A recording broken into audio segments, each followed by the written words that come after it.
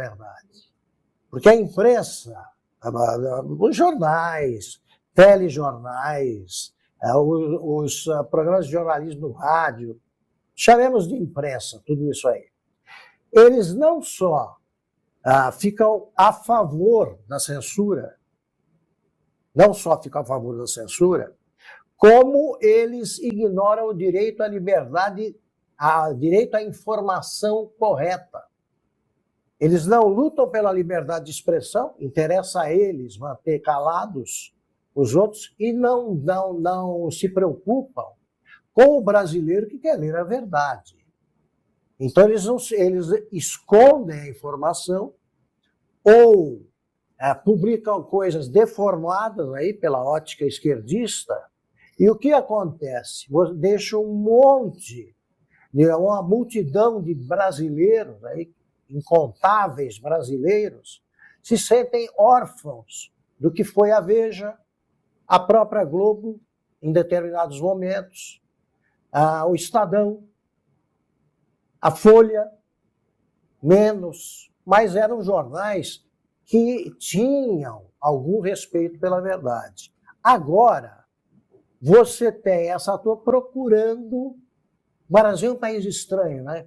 É o único país que eu conheço onde dos outros partidos procuram eleitores. No Brasil, eleitores procuram um partido que os represente. No Brasil, você tem as pessoas, empresas veículos oferecendo programas que falseiam a verdade, falsificam. E você tem um mundo de gente esperando o que faz, né, esperando ouvir o Braddock Show, o Oeste Sem Filtro e pouquíssimos programas, eu poderia citar aqui, e veículos também. Eles não entendem, os empresários deveriam saber disso, até para ganhar dinheiro.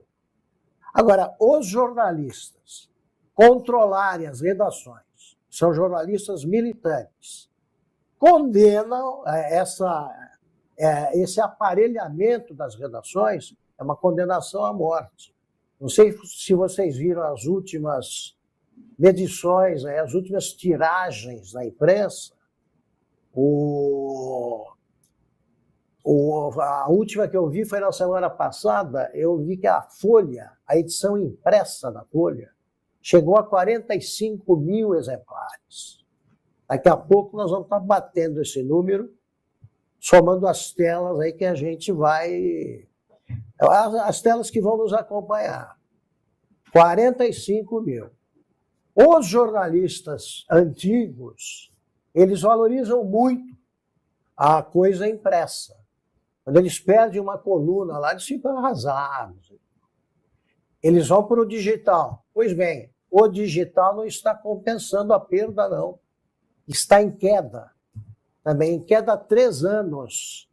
Agora, ver uma revista como a Veja, que também deixou órfãos aí centenas de milhares de brasileiros, uma Veja noticiando o que noticia, ou deixando de noticiar, aí você entende porque ela, pela primeira vez, está com menos de 100 mil exemplares. Chegou a 1.200.000. Não perde para os avanços da tecnologia. Não é só a questão da internet, não. Eles perdem pela linha editorial equivocada. E perdem para as mentiras. Eu vi a Veja na semana da morte do Clériston e não citaram o nome dele. Eu fui olhando as páginas e falei, não é possível. Vão citar a morte de um dos presos do 8 de janeiro, pelo menos na seção datas. Pois olha aqui, Lafond consta, não sei se vocês notaram, não citaram. Aí você vai ver a retrospectiva do ano, isso não vai existir. Enquanto isso, eles dizem que houve um golpe com Minuta, com o vendedor de algodão doce.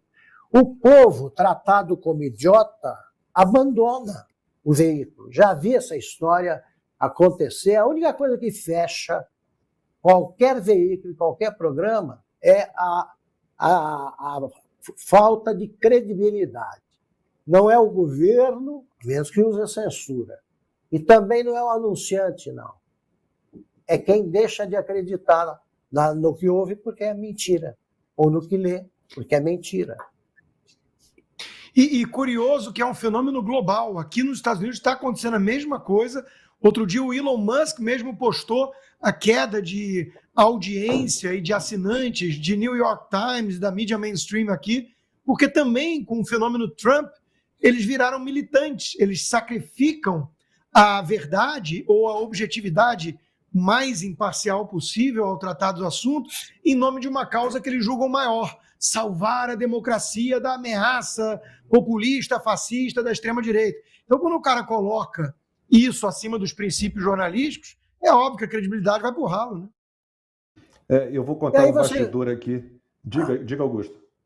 Não, você, por exemplo, você vê o avanço, o ligeiro avanço da Folha, noticiar que ontem, na praia de Copacabana, apareceu uma multidão. Já está de bom tamanho, né? Porque se você bota o Datafolha no meio, essa multidão vai se reduzir aí a uma plateia de comício de vereador num grotão no Brasil. Já avançaram. Mas tem os professores da USP, especialistas em contagem de gente, esses caras só usaram 4 fotografias simples explicando. E aí contaram cada recortezinho, daí chegaram à conclusão de que havia pouco mais de 30 mil. Aí é uma piada, né? Nossa Ana Paula Henkel sabe que num bom jogo de vôlei de praia, e ela foi campeã mundial, quando você tinha uma boa sequência de jogos, você juntava essa turma. Eles insistem, eles mentem sobre o que você está vendo. Eu ouvia dos bons políticos, ouvi 300 vezes a mesma coisa. Olha aqui, se o teu adversário faz uma grande manifestação, ou você faz uma maior, ou esquece o assunto. Não, eles comentam. O Fantástico fez o que a gente chama em jornalismo de uma nota coberta, né? que são imagens com um texto feito por um editor na redação e narrado por um apresentador bem neutro, não usou mais bolsonaristas, não fez nenhuma acusação contra quem estava na manifestação, já foi um tom também um pouquinho diferente. Lacombe trocou ataque por crítica. Falou de críticas e não de ataques. Isso é o mais incrível. Incrível. A gente vai falar sobre isso agora na próxima pauta, mas eu queria contar, o Augusto estava falando aí sobre esses veículos de imprensa, né, que resolveram militar, que viraram uma assessoria de imprensa. Eu vou contar um bastidor aqui de 2020, eu estava na Rede TV ainda e não estava no meu contrato apresentar a retrospectiva, aquele programa de retrospectiva, mas me pediram que apresentasse, eu falei, beleza, me passa o roteiro, e quando o editor me mandou o roteiro, eleições municipais não tinha uma linha sobre a derrota flagrosa, assim, pesada do PT ali naquelas eleições, era exaltando a eleição de transexuais, de mais mulher. Sobre Covid, era um elogio ao fecha tudo. Então eu falei, olha, me desculpem, eu não vou apresentar se não for alterado o roteiro para algo, né, apegado à realidade, ao mundo real.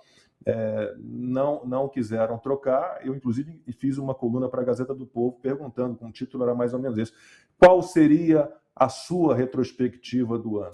Porque eram assuntos pinçados e tratados de uma forma absolutamente militante, com um olhar completamente enviesado.